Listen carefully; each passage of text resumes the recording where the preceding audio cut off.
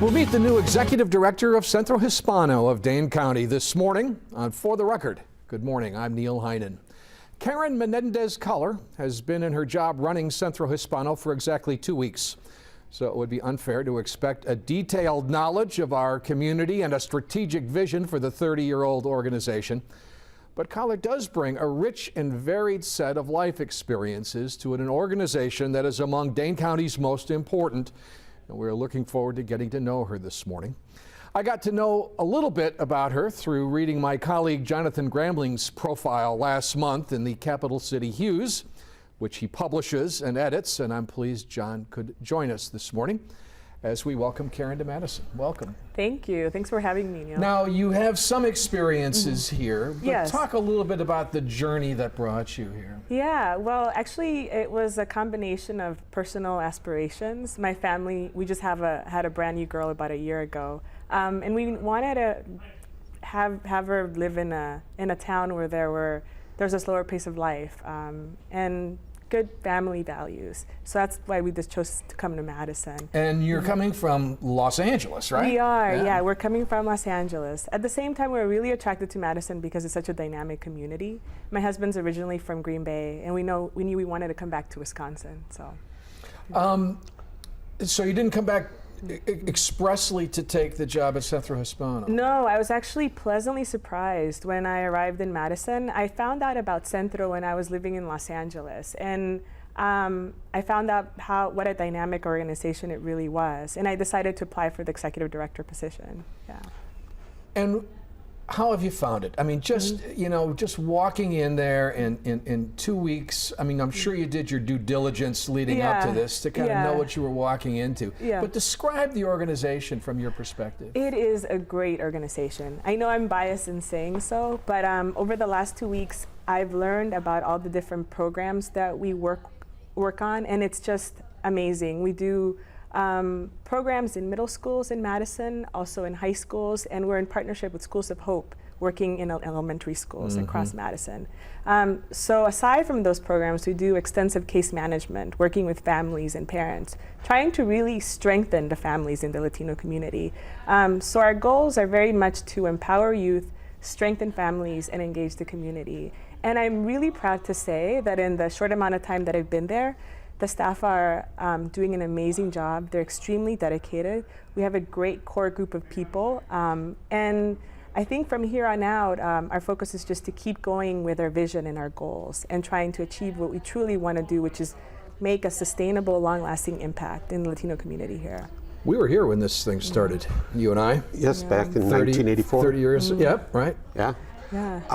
Now, Karen, when we talked several weeks ago, it seemed like you were really into collaboration with the projects that you've worked on at UCLA and other places. Yes. And so how does that influence how you approach things? Yeah, that's exactly what I bring with me. Everything that I've been involved with in the past, whether it be at UCLA in the academic setting or working with community groups, I've always believed in having a collaborative approach to things. So being here at Centro, I'm taking the same approach. And by collaborative, I mean engaging all of our employees in decision making, engaging all of the community groups that have been working in the Latino community here in Madison.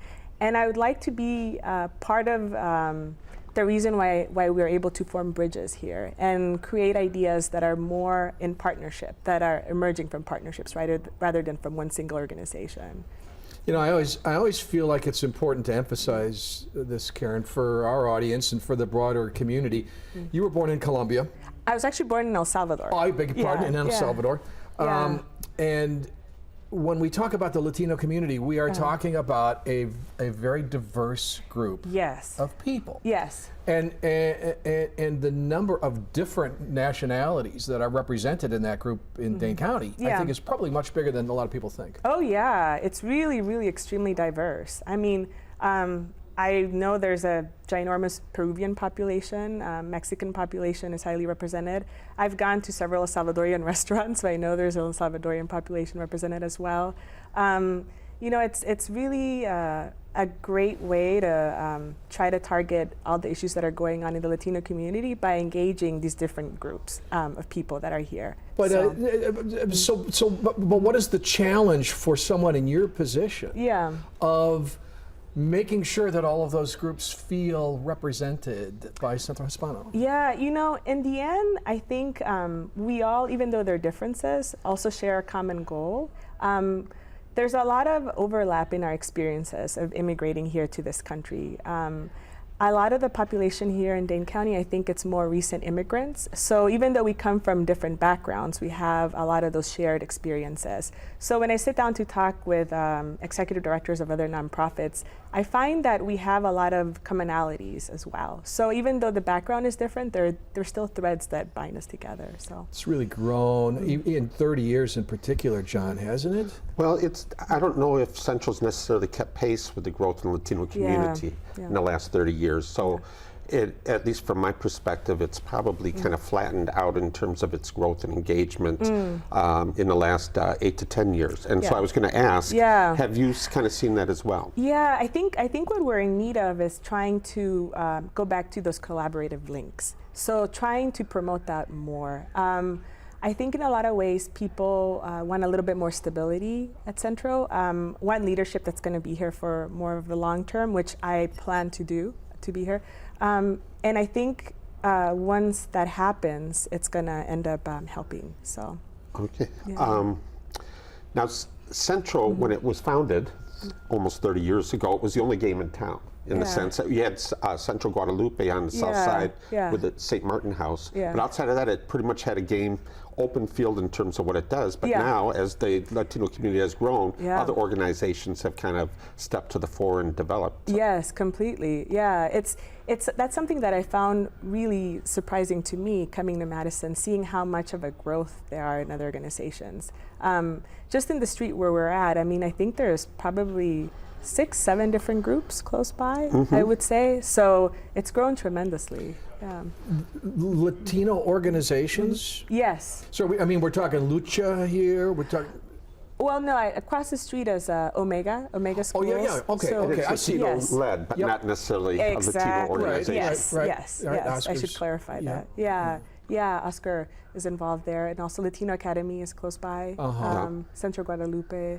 Catholic Multicultural. But are you also referring, John, to organizations like Lucha, like the Latino Chamber of Commerce? Well, and the Latino Chamber of Commerce is housed within Centro Hispano's building. Yes. So another advantage that we have is that we house several different organizations within our building. One of the things that I want to do is I think that really facilitates more collaboration amongst us. So Latino Chamber of Commerce is housed there. La Comunidad News is housed there as well. Yep. So there's different agencies where we could potentially have more dialogue and more interaction to strengthen the programs that are already going on at Centro. So there's different ways to go about it.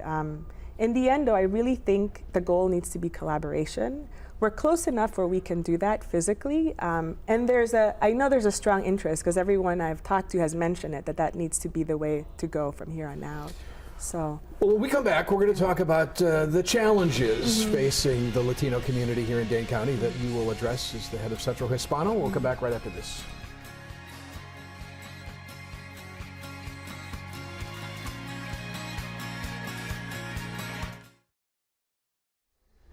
I'm back with Karen Menendez Coller, who is the new executive director of Centro Hispano of Dane County. And John Gramling, the publisher and editor of Capital City Hughes, is with me this morning.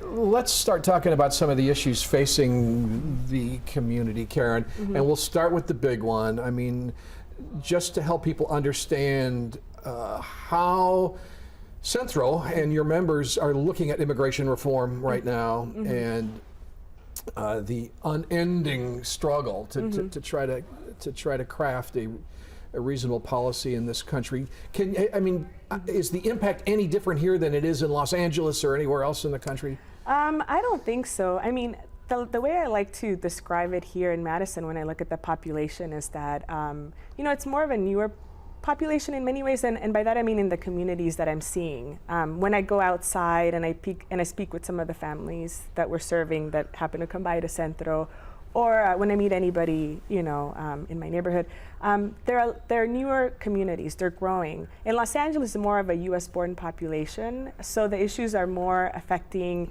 kids of immigrant parents.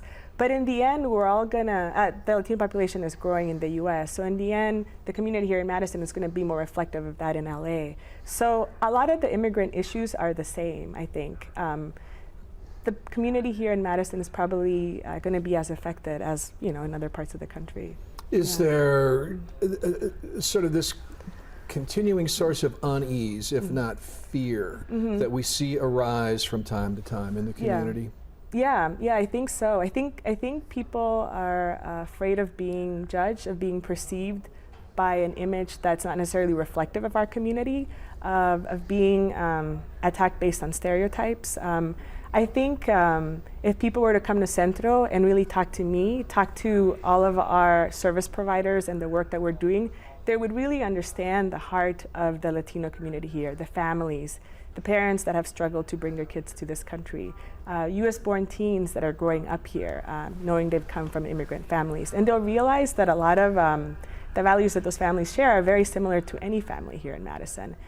So I think if we were to stick with having that in mind, we would really try to understand that a lot of these immigration policies that are in effect can be more detrimental to these families. We just once again in the last couple of weeks got yet another proposal to make English the official language of the state, which the Spanish-speaking people that we talked to that were interviewed for the story all made clear they're doing everything they can to learn English. They understand the importance of learning English, but to deny Spanish printed materials for those people during that transition period just seems so unnecessarily divisive. Yeah, completely. I think it sends out the wrong message. In my opinion, it makes it seem that we're more interested in exclusion rather than inclusion. And like I've said before, families come to this country because there's opportunities and there's hope here. We come from very complicated backgrounds. Me being, growing up in El Salvador and living through a civil war and then immigrating here at that time. So I think this idea of exclusion is really not the right way to go. I mean, ironically, I think that that type of initiative would probably make it people learn less English. That would have a contrary impact than what they would even intend.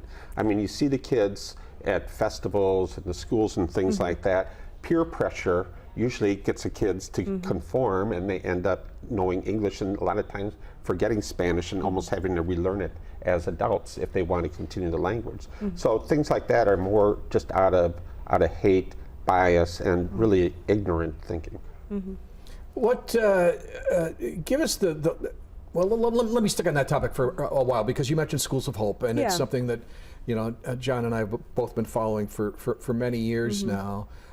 This achievement gap is measured white, African American, Latino, Asian, and while the focus is often on African American kids because the disparity is so great, there is always a constant presence in the Latino community to remind us that the achievement gap with Latino kids is an issue as well. So education, I heard you mention, is a really important focus. Oh yeah, completely. That's a very, very important focus of what we do at Centro. We're really interested in promoting kids graduating from high school, engaging in class, feeling like school is somewhere they want to be. I think it's a very, very important step in their lives.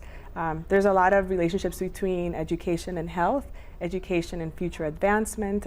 So it's something that I know we strongly promote at Centro, and it's something that I know in years to come I'm really going to focus on, that we continue to work on there. Are there strategies that you would like to see implemented, Karen, that we're not doing now that you think could be affected? At that school level, you mean? Particularly for Latino kids. Well, it's a really complex situation with them. A lot of the work that I did in Los Angeles focused on schools as well, and the type of impact that schools can have on kids. I think it has a lot to do with teachers, a lot to do with the classroom, which I'm really excited that Dr. Cheatham is focusing on the basics of the school. But it also has to do a lot with families, providing opportunities. A lot of these kids come from neighborhoods where opportunities are not really prevalent for them. So you can tell me in school that I can achieve and I can do the very best that I can, but I don't see anybody in my neighborhood achieving. Thankfully, here in Madison, as we were speaking earlier, there's been a big boom in entrepreneurs that are minorities, so Latinos, African Americans, and that really helps inform them. And I want to talk about that when we come back, although I'm trying to envision the first time a kid talks to you about school and you start talking about your science background. And they think, oh, you did that? We're going to be back with Karen Coller right after this.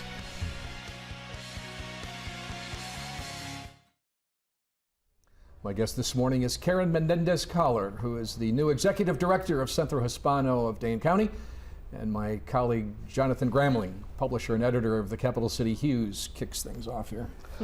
So Karen, in what, the history of America is basically about immigrant groups, whether it's the Irish, the Germans, the Italians, or whoever coming in and really kind of adding with their culture to the economic and social vitality of the nation, keeping it young, keeping it strong, keeping it growing. So in what way is that also the experience of the Latino community? Oh yeah, the Latino community reflects that just as much. Here in Madison, you see a growth of Latino businesses. Up and down Park Street, you can see bakeries, restaurants. There's, we're just chatting about business up in Whitney Way. So I think the Latino community very much reflects what's been happening before in the history of this country and how immigrants have played a role in the development. And the goal really for us should be to try to engage them as a vibrant workforce. That's why what we do at Centro focuses so much on education and getting kids prepared so that that can become part of the vibrant workforce. Some of our programs, we seek internships for our kids. If business owners are out there trying to get connected, we would love for that to happen, trying to drive that production. And I think we can provide a really vibrant workforce of community members. So, it's my experience, and I think that this is true, that young people today, and I'm talking people in their 20s who are starting out and starting their own businesses. First of all, the recognition that this is a global economy and is very important to them. But then to have those influences, to have contact with that diversity seems to take on a different importance with young people than it has with generations before that. Are you seeing that? I mean, is that something that is a new environment here in Dane County? There's definitely a mix. I mean, there's a complete blend of communities that seem to be interacting. So I could say that potentially, I could see that happening. Yeah. I mean, and is economic empowerment something that Centro Hispano sees as something to foster in this community? Oh yeah, completely. We rarely, I think, talk with our community about their resiliency. The ways that they really make it in this country, and they have a lot of ideas about things that they're good at, things that they would like to promote for themselves, and even businesses that they would like to start on their own. The approach that we take, I think, oftentimes is too much of a deficiency model. There are a lot of assets in our community, and I think just in speaking with our families, you would be able to see that they have ideas about what they want to do, how they want to grow the business here in Madison. Economically and just with different opportunities that they would like to be engaged in, involved in. So are there obvious challenges that even after 2 weeks you see needing to address at Centro Hispano? Yeah, it's just we're a very complex community, both at the service level, all the different nonprofit leaders that are involved. I think the ones that I've talked to and the others that I hope to continue to engage are really impressive. We really have a lot of ideas about what we want to do. I think what we need to do is come together, focus on building bridges again, going back to that, uniting all the fractions, creating really a common vision for how we want to improve our community and make an impact. So it's a challenge because, it's been a long history at Centro, but I'm really positive about what will happen in the future, and I'm really excited about it. So. Now, when I interviewed you last month, the way that you talked about your role is almost as a facilitator rather than as an executive director. Yes, that's the most exciting thing for me, I think, to see results happen and to witness my community coming together. When I was in Los Angeles, I was able to build bridges between the schools, between researchers, between community members, between families that were impacting. And I was really proud that at the end, I think I told you this during my interview, I left and I really feel like all our work there is going to be continuing. And that's the same thing that I want to leave here in Madison. I want to leave an impact that's sustainable. To me, if it's not sustainable, it hasn't reached its goals. And that's a really, it's a challenging thing to do, but if we build the relationships and build bridges, we can really form a common vision to impact the community and make a sustainable impact. Then how important is it, Karen, to have more recognized Latino leaders in the community? To build those bridges you're seeing? Neil? Yeah,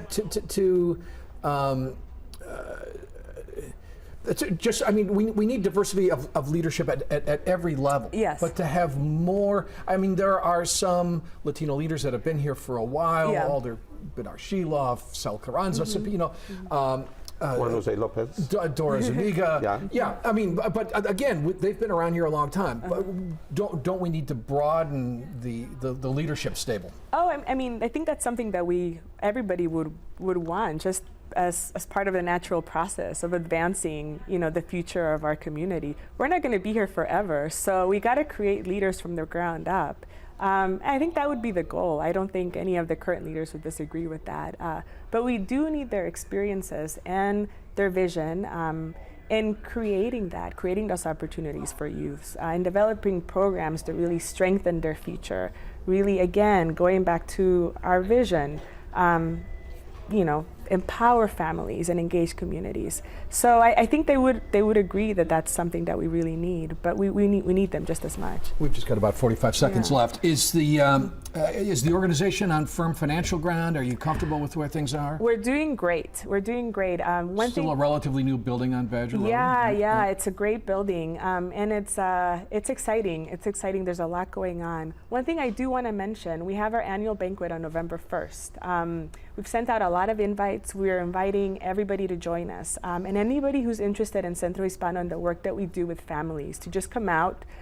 Feel free to go down to 810 Badger Road, ask to meet with me. I would love for you to come and to support our work in any way you can. Karen, thanks very much. Welcome to town. Thank you. Look forward to working with you. Thank you. Thanks, John. We're going to come back and wrap up For the Record right after this.